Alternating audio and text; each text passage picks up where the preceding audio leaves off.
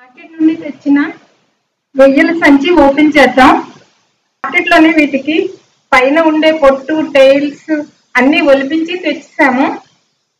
ఇప్పుడు మనం క్లీన్ చేసుకోవాల్సింది ఉంటుంది కదా, సో బాగా క్లీన్ చేసేద్దాం. కూర వండుకునే ముందు రొయ్యలు ఎలా క్లీన్ చేసుకోవాలో చూద్దాం రండి. నేనైతే ఈ విధంగా క్లీన్ చేస్తాను. ఈ రొయ్యలు పొట్టల్లో ఏమన్నా ఉన్నాయేమో చూసి అవన్నీ కూడా తీసేసి క్లీన్ చేసేసుకున్నాం. ఇంకా ఇలాంటివి వస్తాయి, ఇవన్నీ క్లీన్ చేసేయాలి. రొయ్యలన్నీ శుభ్రంగా పొట్టల్లో ఉండే ఇలాంటి ప్రేగులన్నీ లాగేసాను. మొత్తం అయిపోయాయి. ఇప్పుడు వీటిని శుభ్రంగా 2-3 సార్లు నీళ్లు పోసి కడిగేద్దాం. 2-3 సార్లు శుభ్రంగా నీళ్ళు పోసి కడిగేసుకుంటే నీచు వాసన లేకుండా ఉంటుంది. తర్వాత మళ్ళీ ఉప్పు వేసి ఒకసారి కడిగేయాలి, పసుపు వేసి ఒకసారి కడిగేయాలి. పుల్లటి మజ్జిగ పోసి కడిగేసుకుంటే బాగా శుభ్రం అయిపోతాయి.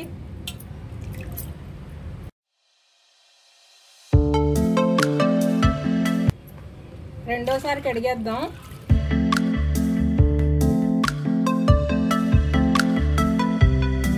మరొకసారి కడిగేద్దాం.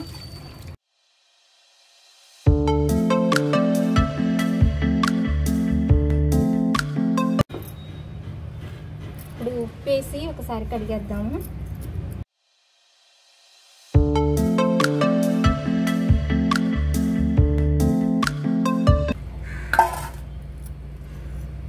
పసుపు వేసి ఒకసారి కడిగేద్దాము.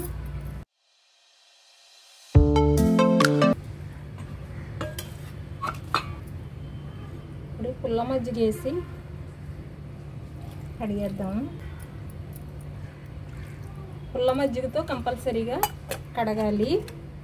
బ్యాక్టీరియా, వైరస్ ఉంటే చాలా వరకు వదిలేస్తుంది, నీచు వాసన ఉండదు. పుల్ల మజ్జిగతో ఫైనల్గా పుల్ల మజ్జిగతో కడిగేసుకుంటే నీచు వాసన ఉండదు.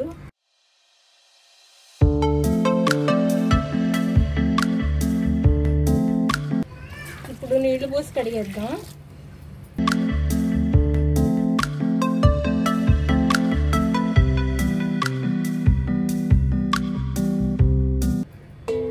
ఒక్కసారి మంచినీటితో కడిగేసుకుందాం.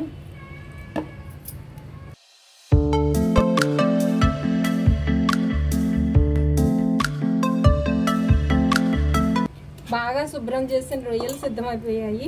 వీటితో కర్రీ చేసుకోవచ్చు, ఫ్రై చేసుకోవచ్చు, బిర్యానీలు చేసుకోవచ్చు. Thank you for watching. ఈ వీడియో నచ్చితే please like, share and subscribe.